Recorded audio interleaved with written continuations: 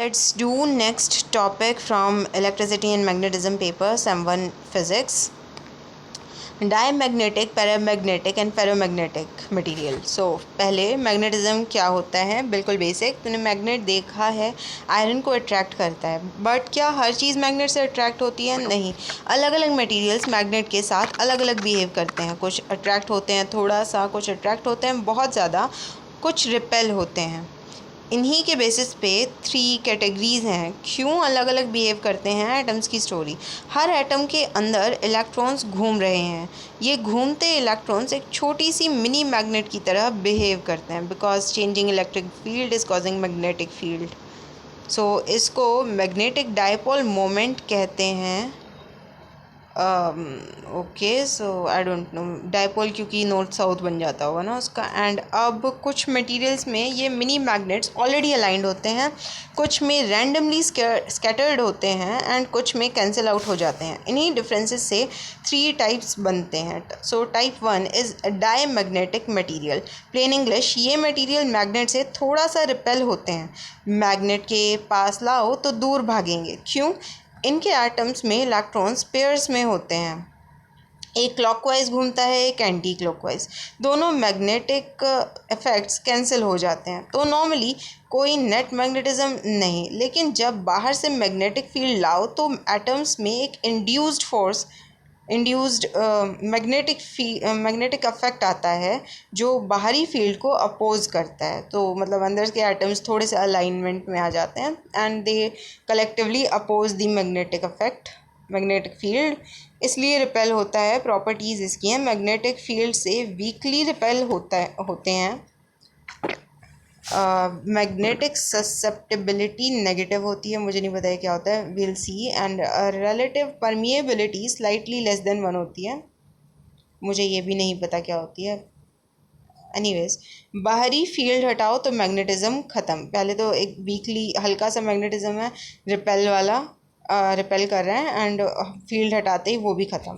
सो examples इसके हैं bismuth, copper, gold, silver, water and mercury. Type 2 paramagnetic material. Plain English, ये materials magnet से थोड़ा सा अट्रैक्ट होते हैं बट बहुत वीक. सो वो वीक रिपेल कर रहे थे, ये बहुत वीक अट्रैक्ट कर रहे हैं, एकदम थोड़ा सा. क्यों?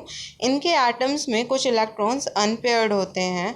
तो हर एटम की अपनी छोटी मैग्नेटिक मोमेंट होती है. नॉर्मली ये सब रैंडमली स्कैटर्ड हैं, कोई अलाइनमेंट नहीं. Net magnetism zero. बाहरी फील्ड लाओ तो ये मिनी मैग्नेट्स थोड़ा सा अलाइन हो जाते हैं फील्ड की डायरेक्शन में. अलाइन होने से मटेरियल थोड़ा मैग्नेटिक बन जाता है, इसलिए अट्रैक्ट होता है.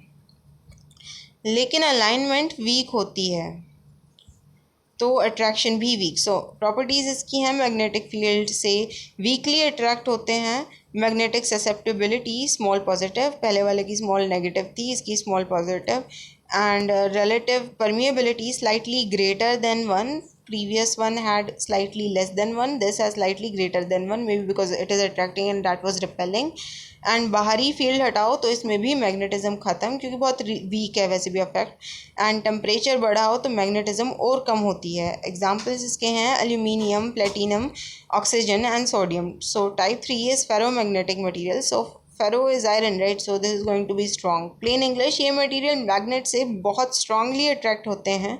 यही एक्चुअल मैग्नेट्स होते हैं. क्यों? Domain theory. इनके अंदर डोमेन्स होते हैं. डोमेन क्या होता है? सोच, एक आर्मी में हज़ारों सोल्जर्स होते हैं. हर सोल्जर एक मिनी मैग्नेट है और एक डोमेन में सारे सोल्जर्स एक ही डायरेक्शन में फेस करते हैं. एक मटेरियल में लैक्स ऑफ डोमेन्स होते हैं. नॉर्मली अलग अलग डोमेन्स अलग अलग डायरेक्शंस में होते हैं, तो सब कैंसिल. Net magnetism zero. बाहरी फील्ड लाओ तो सारे डोमेन्स एक ही डायरेक्शन में अलाइन हो जाते हैं. सब सोल्जर्स एक तरफ. बहुत स्ट्रॉन्ग मैग्नेटिज्म. प्रॉपर्टीज़ इसकी हैं. मैग्नेटिक फील्ड से वेरी स्ट्रांगली अट्रैक्ट होते हैं. Magnetic susceptibility very large positive होती है. उनकी स्मॉल पॉजिटिव या स्मॉल नेगेटिव थी, इसकी very large positive. And relative permeability much greater than 1. First had like less than 1, little less than 1, and the other one little more than 1, and this is much greater than 1. बाहरी field हटाओ तो magnetism रहती है, permanent magnet बन सकता है. Temperature बहुत ज़्यादा बढ़ाओ तो फेरोमैग्नेटिज्म ख़त्म. क्यूरी टेम्परेचर, ये टेम्परेचर का भी नाम है, जिस टेम्परेचर पे जाके शायद फेरोमैग्नेटिज्म पूरी तरह से ख़त्म हो जाता है। सो सिर्फ सॉलिड में होता है, फ्लूइड में नहीं। मे बी बिकॉज फ्लूइड में इतनी अच्छे से एकदम perfect alignment is not possible. So examples इसके हैं आयरन, निकल and cobalt. So comparison table, magnetic field, diamagnetic की वीकली रिपेल, इसकी weekly attract and strong, very strongly attract ferromagnetic. And susceptibility, इसकी थोड़ी सी नेगेटिव, इसकी थोड़ी सी पॉजिटिव, इसकी वेरी लार्ज पॉजिटिव। जो भी ये होता है हम इसकी डेफिनेशन देखेंगे। परमिएबिलिटी, इसकी थोड़ी सी 1 से कम, इसकी थोड़ी सी 1 से ज़्यादा है, इसकी much greater than 1।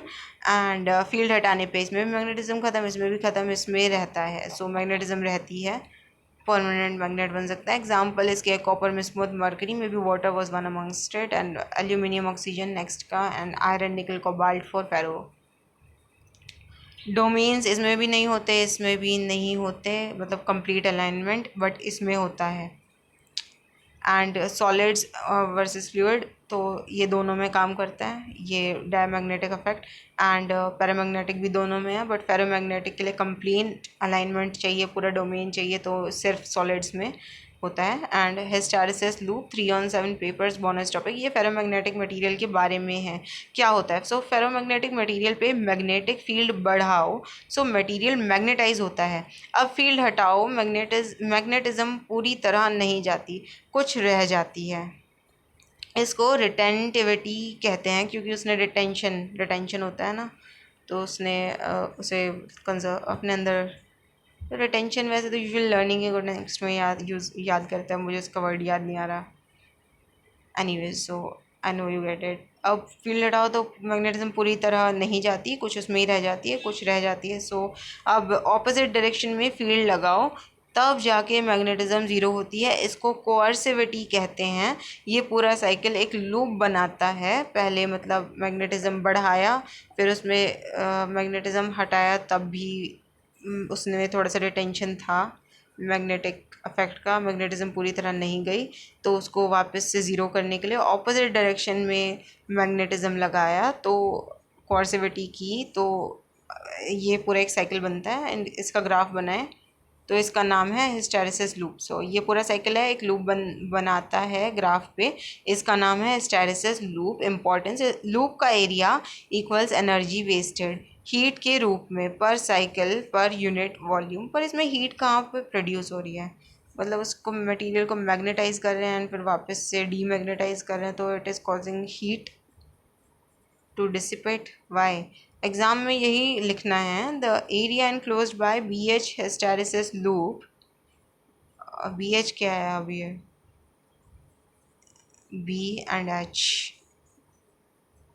I don't no.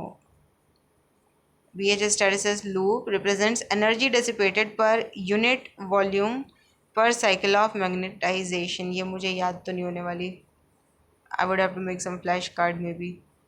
30 second recap, diamagnetic repel करता है। ये वही टेबल वाली चीज़ें मुझे नहीं करना दोबारा। I actually want to ask question, wait a minute.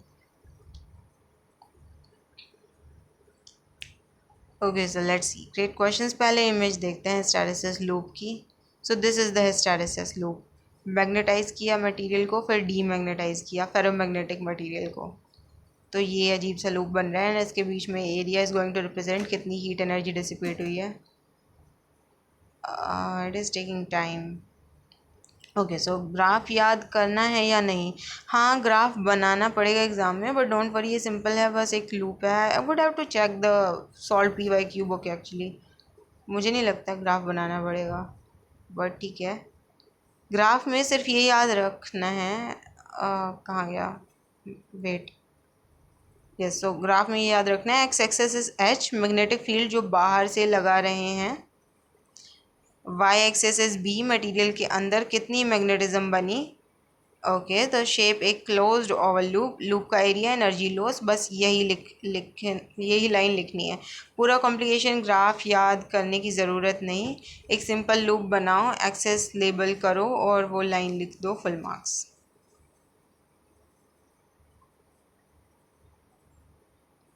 Anyway, so this graph is a little complicated, but definition तो simple है। Susceptibility, मतलब कॉन्सेप्ट सिंपल है। ससेप्टेबिलिटी क्या होता है? प्लेन इंग्लिश, कितनी आसानी से एक मटेरियल मैग्नेटाइज हो जाता है। अच्छा, मतलब पहले वाले की लिटिल लेस देन वन थी शायद, इसके आसपास। दोनों की थोड़ी थोड़ी थी, एक की बहुत ज़्यादा थी। सो ओके, सो कितनी आसानी से एक मटेरियल मैग्नेटाइज हो जाता है। सो स्पंज और पत्थर, पानी स्पंज में बहुत आसानी से घुस जाता है, पत्थर में नहीं।